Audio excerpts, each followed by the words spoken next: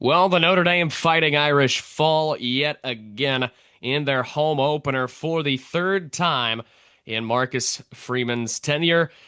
They fall 41 to 40 to the Texas A&M Fighting Aggies. We'll break it down next on the Golden Domers Report. By Samauja, inside the 20, inside the 10, he's going in! Notre Dame has scored! Go! You will be that driving force to motivate those coaches and those players to beat Southern Cal. Notre Dame is relevant again. The 20, the 10, fire, rocket, touchdown! Notre Dame is number one. It's a game of who's going to flinch first. We know that it won't be Notre Dame. Hello again, everybody. Landon Traylor with Dylan Kearns and Logan Traylor. John Richards sends his regrets that he cannot be here. Unfortunately, he is a no-show like Chris Ash's defense on Saturday.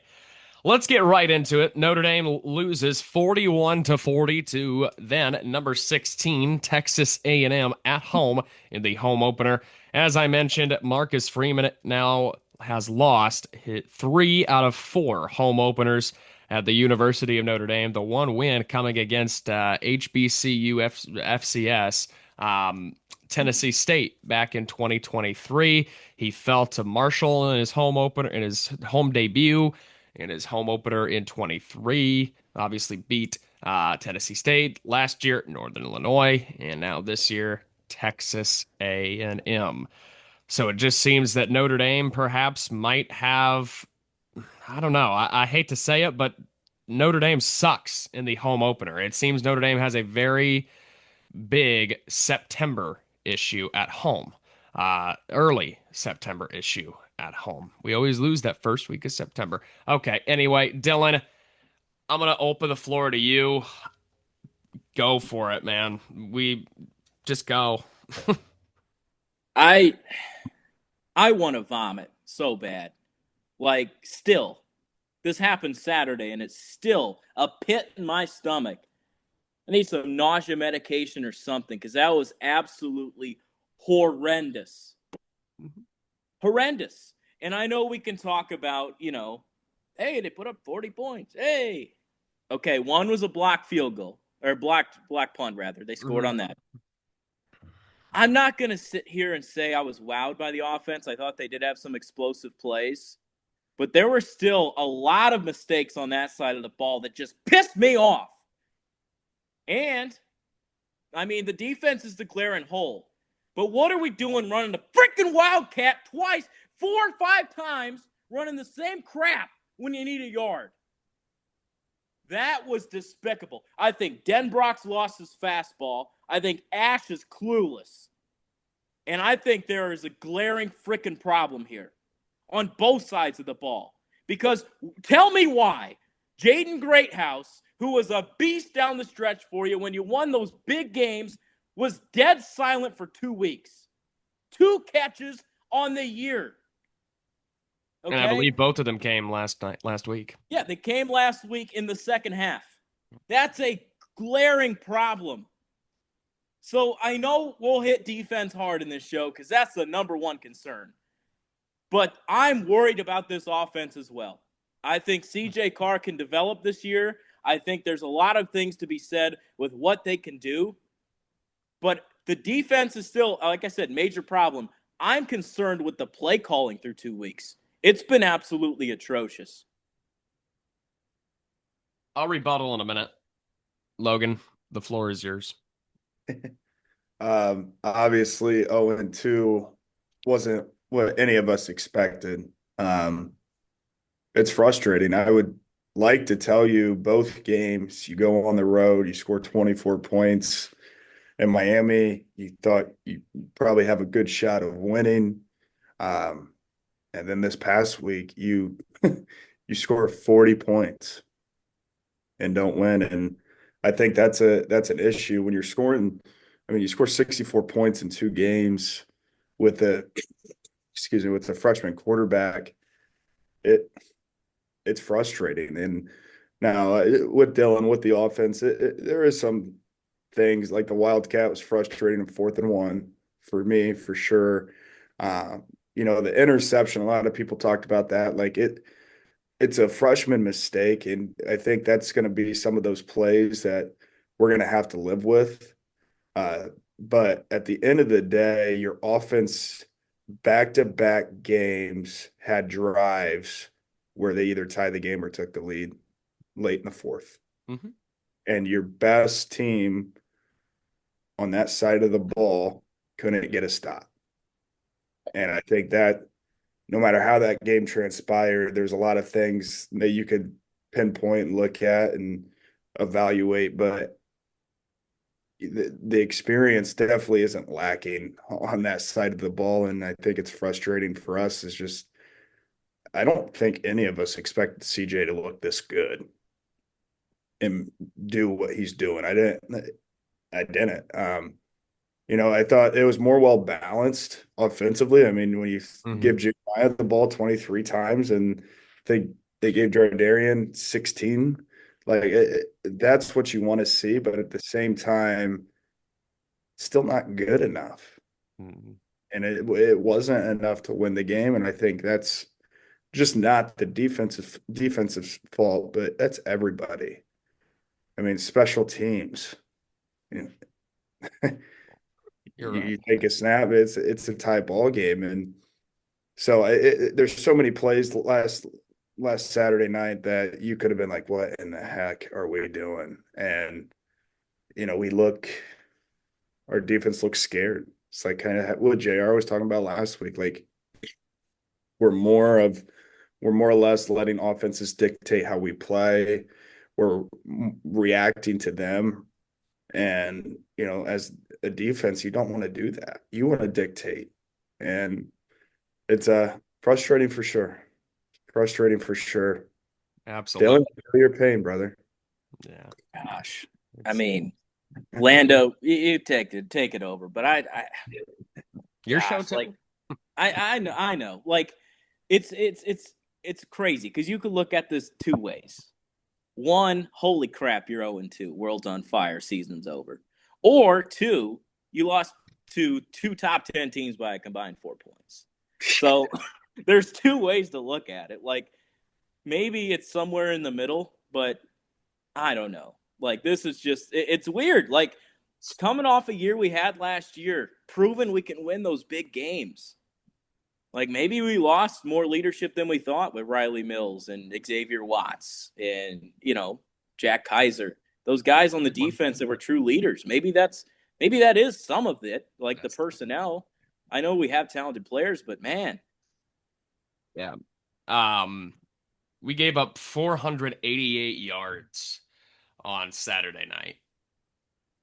There hasn't been a time that I can remember. Texas in 2016 comes to mind in the Sunday night opener that we gave up so many big plays, so many yards, so many chunk plays without making any sort of adjustment. 360 pass yards from Marcel Reed, who has been struggling to throw the ball entering that game on Saturday night. Media was kind of harsh to Elko uh, leading up to the Notre Dame game about Marcel Reed. He handled it a lot better in his presser than Brian Kelly did, but nonetheless, 81 rush yards from Le'Veon Moss. I thought he did solid. He did what he needed to do. Manhandled, got the holes. This might be my least favorite stat looking at this shit show of a game. 207 receiving yards from Mario Craver. One guy accounts for 207 yards. Do you think they switched coverages on him? Do you think they might have changed something up a little after the first quarter when he had the one play over the top? Nah. They said, screw it. Let's just keep doing what we're doing. Let's keep getting burnt. Let's do it. I love it. Let's keep playing back on him. It's freaking awesome. Love it. Let's not change. We like getting burnt. Love it. 1-to-1 on the turnover ratio. I said we got to win the turnover battle to win this game. We did not. Finally got the turnover. Also had another one.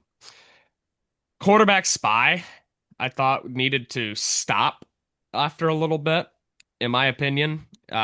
Marcel Reed is a hell of a runner. If you allow him to have that much space and that much time, he is going to create plays with his legs, and that's exactly what happened on Saturday night. You were basically playing with 10 guys because lock eyes at the quarterback. He's just sitting there waiting for him to run, and then he starts going. 3 hurries, 1 sack. 1 sack in 2 games. We had a whole extra week to prepare for this.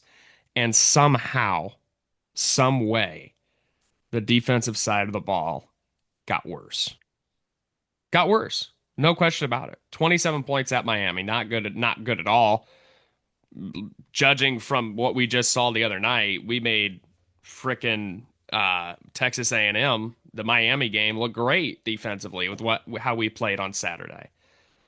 Offense didn't play perfect, Dylan, and I know that you are harping and a little upset at the offense, but they shouldn't be expected to play perfect at home against an undefeated SEC team.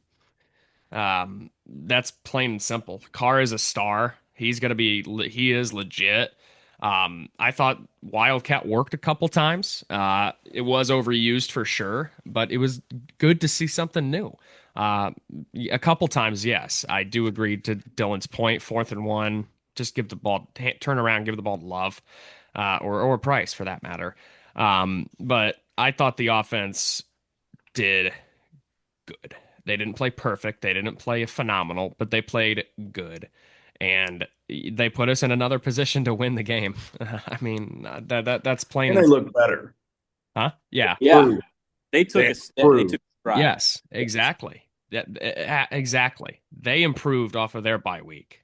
One side of the ball with the Ash clown did not. Ash said in his introductory presser that he is very big on fundamentals. He's going to coach fundamentals, and Notre Dame is going to be a fundamentally sound team. He does not teach fundamentals. I am sorry. Does that look like a fundamentally sound team to you guys? No, it does not. Logan knows how to teach fundamentals. He's a damn coach. That's not what fundamentals look like. Does not make the common sense adjustments. There was no adjustments that I saw that were made on Saturday. None. It was just the same shit every drive. Got lucky a couple times that Marcel Reed threw the ball into the turf or just airmailed his receiver. There could have been 2 more touchdown passes for 80 plus yards if he didn't overthrow his receivers. 80 plus yards twice. Back-to-back drives for that matter in the 3rd quarter. And the same guys who were hardly penalized last season are starting to get penalized. You know, you have Adon Schuler getting thrown out of the game for targeting. Bad call. Definition of targeting, though. I thought it was a tackle, but it's the definition of targeting. I don't think it was targeting. I think that rule needs to be adjusted. But by the rule, gone. You have a holding call late in the game. That's big. That's not really fundamental, Chris. What about your fundamentals? Thought you were big on fundamentals there. It just reminds me a lot of Brian Van Gorder and his scheme.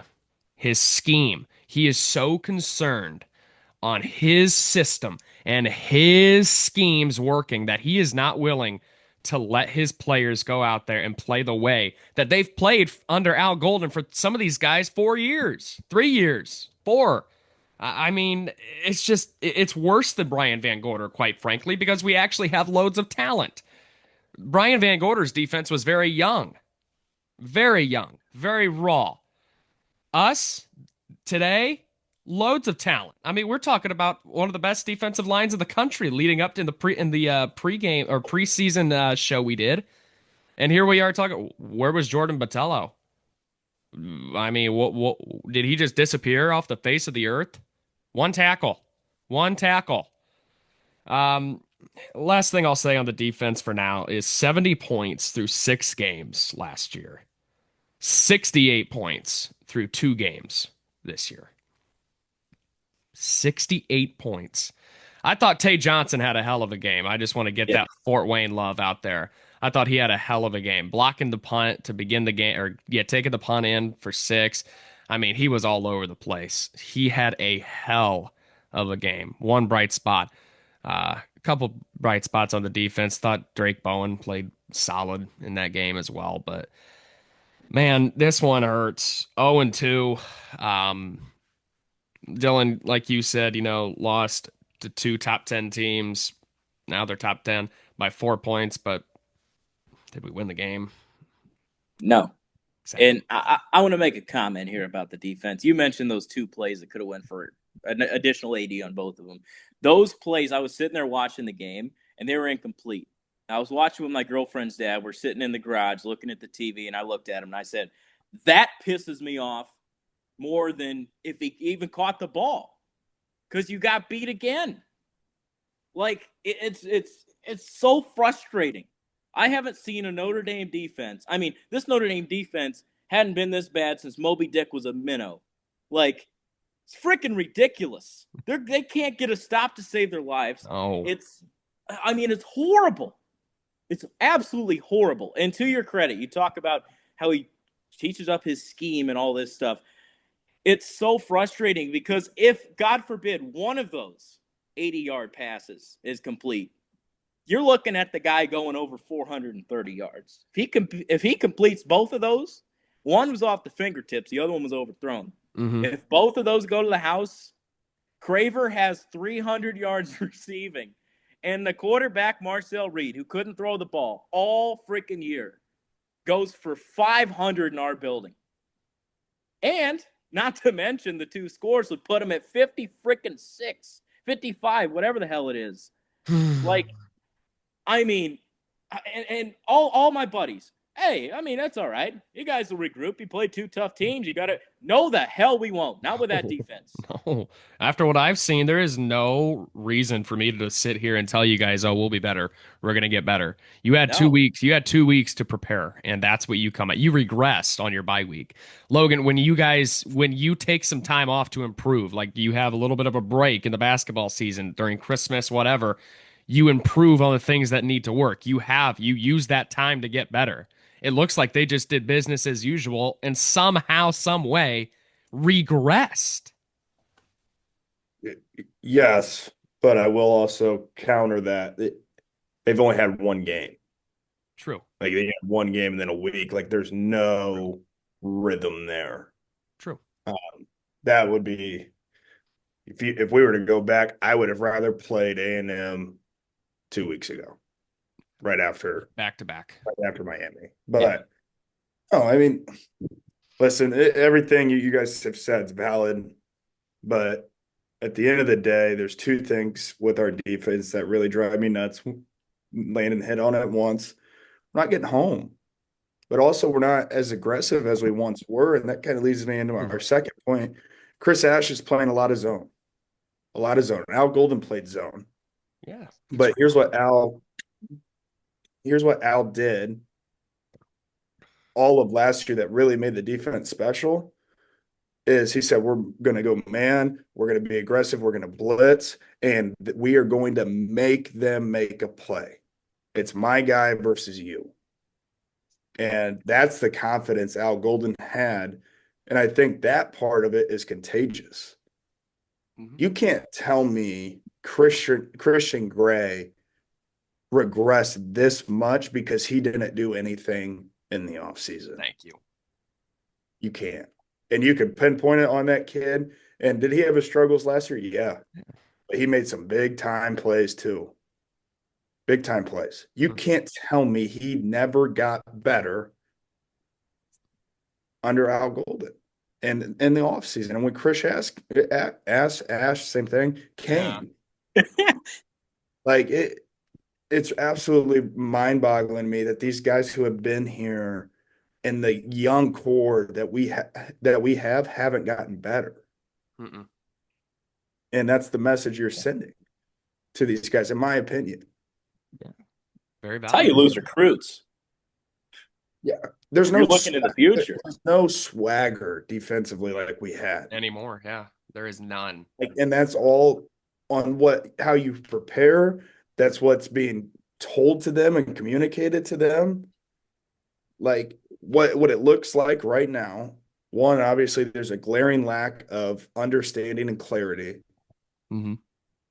But there is a glaring gap in the lack of confidence that not just our secondary has, but everybody on that side of the ball. Yes.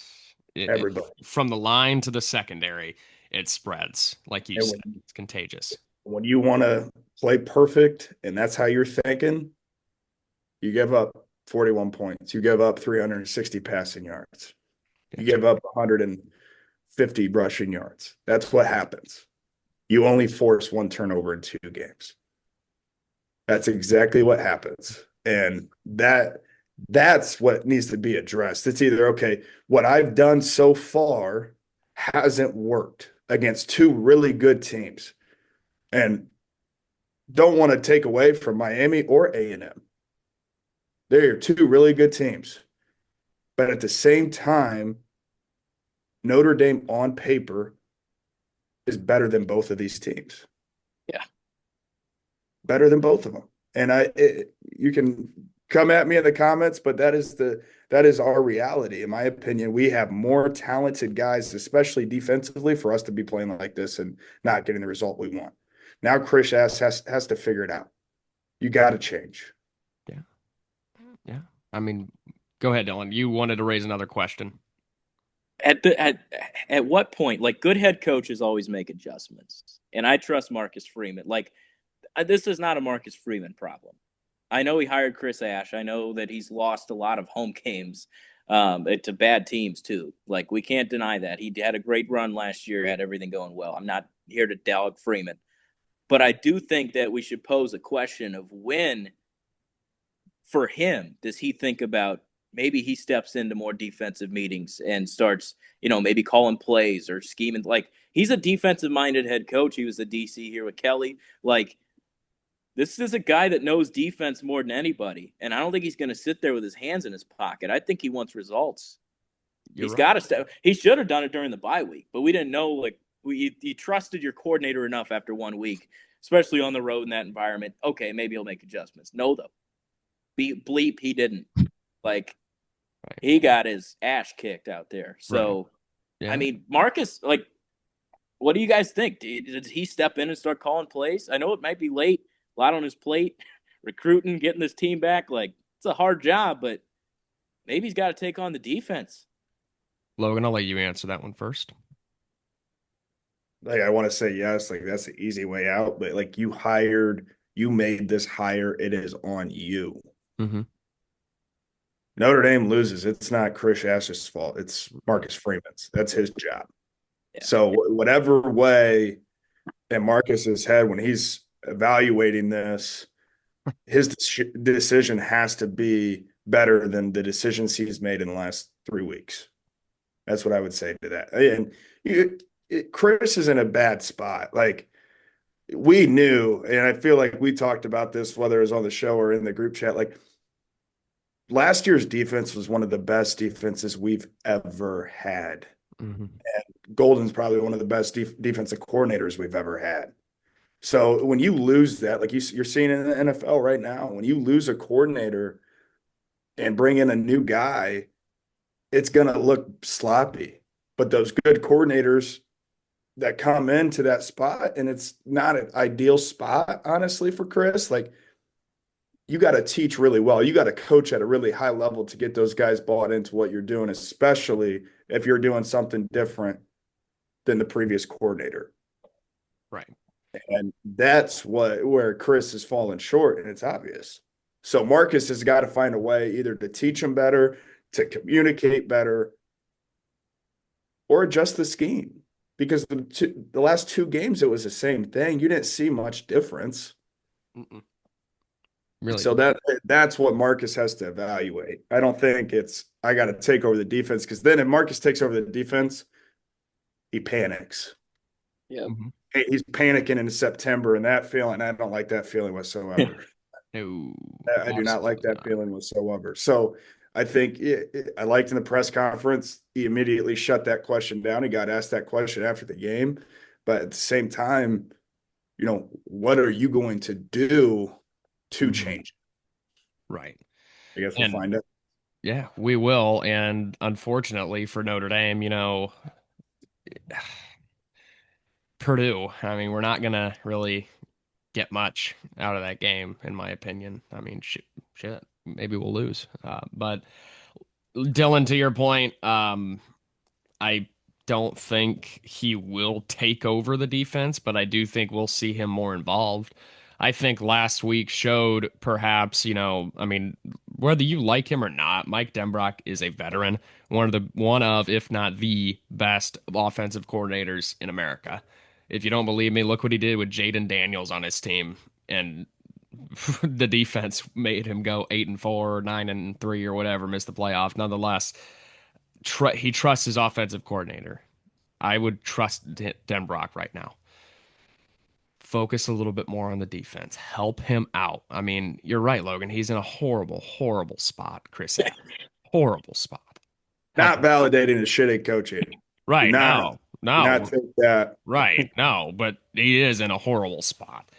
Listen, Dylan raised a question. Logan raised a question. What about me? I want to say something. I hate the guy, despise him, think he's a prick, but one thing he was good at, I think BK, have it your way. One thing he was good at was hiring coordinators. He made one bad hire at Notre Dame and got rid of him immediately when it started to go south. That's fair. Bob Diaco, Matt LaFleur from the Green Bay Packers, and then you got obviously Mike Denbrock coming in. Chuck Martin from Miami of Ohio now. You look at Clark Lee. You look at Mike frickin' Elko, Chip Long, Tommy Reese, who's even turned out to be good in 2020 with Ian Book. And then obviously Clark Lee, Marcus Freeman made that hire. Can't forget that. So he got Denbrock back to LSU. This guy, you're onto something here. You're only as good as your assistant coaches, in my opinion. Logan taught me that a long time ago. I mean, if you're not surrounded by a good staff, you can only go so far. So, Dylan, this is the second time that we've seen Marcus make a hire. Third time, obviously, Denbrock, but this one came obviously after Jared Parker and the offense in 2023. Kind of got lucky with that one, to be honest with you, because he went to Troy. We didn't have to make a decision on that one. He went to Troy. Do you think we'll have to make a decision on this one soon? Absolutely. I don't think you can look at. I'm sorry, I don't mean to jump in front of you here, Logan. But I mean, that's like, you really got to look at this. This is Notre Dame. You were in the national championship last year. You can't sit here with your thumbs in your butt. Like, you got to make a move here. Like, I know, like, short leashes and stuff like that, but I mean, if he's not getting the job done, you really got to look at it and be like, look, we'll buy you out. Get out of here. Like, we'll figure something out, but you can't do that. Like, you can't continue to waste the talent that you worked your tail off recruiting with. Right. Because if you do that, then you got a major problem down the line because kids don't want to play for you. They'll go get big SEC money and play where the money's at.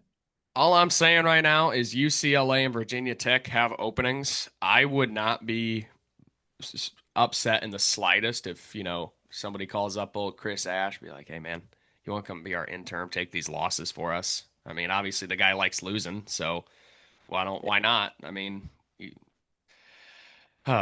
it's so frustrating. Like, I woke up this morning thinking, how am I even going to talk about this game? And I'm still struggling to find the words. Like, I apologize to the viewers. This has got to be the least energetic that I've been. I was more energetic after Northern Illinois, but I just am at a loss for words right now. I'm at a loss of emotion. I'm numb. Like, I'm at the point right now. Logan and I were talking last night. He might sprinkle some money on Purdue frickin' money line. I mean, cash it out when it's even. So pathetic, fellas. Anything else? What'd you say? What do you think Mike Mickens feels? Oh. Yeah, that should be Mike Mickens' job, in my opinion. Should have stayed in-house with that one and made Mike Mickens the defensive coordinator. Right. Here's what we know from the start. And I'll leave this on a positive note. In Freeman's tenure, his teams always improve throughout the year and respond. So I don't panic just yet. And I think saw something on Twitter today. Like, you can't be thinking playoff right now when you have two G5 contenders, probably with Navy and Boise. you go on the road and you go to Arkansas. I mean, you still have USC on the schedule. Like Still have a good NC State team. it's Yeah. different. Like it take it one game at a time and all you want to see, like this came off a national championship. We can't be super spoiled. However, those that are thinking that way, like we're at Notre Dame. We're not at Tennessee or Ole Miss. Right. Yeah. Your expectations to win a national championship or at least compete for one of this team's not close yet. Now, would it have been nice to have been 1-1? Yeah. But you got to find a way. Got to find a way. It's the reality. We're not 1-1. We're not 2-0. We're 0-2 right now. We got to find a way to get that first win of the year. Coming against a Purdue team that obviously on paper we should beat, but on paper we should have beaten Texas A&M by 2 touchdowns. Should have beat Miami by a touchdown. I mean, They look good though. they do. Miami they're rolling. They are rolling. Got Dabo. yeah. Yeah, I was about to get that before we wrap out, before we head out of here. It's our first episode that we are able to do a recap of college football, starting with the noon game. Clemson and Georgia Tech. Ramblin' wreck. Down goes BYOG. Notre Dame and him are struggle buddies right now. Georgia comes back to defeat Tennessee in thrilling fashion. LSU's offense looked awful against Florida, and Brian Kelly doesn't like the media pressing him on it, but they looked awful. 20 points at home. Ohio State obviously rolling. Oregon and Northwestern, not much to talk about there. Illinois looks good. I think they're going to beat the brakes off of Indiana next week. Vandy. Time to put some respect on Vandy, man. Pavia. They destroyed South Carolina on homecoming.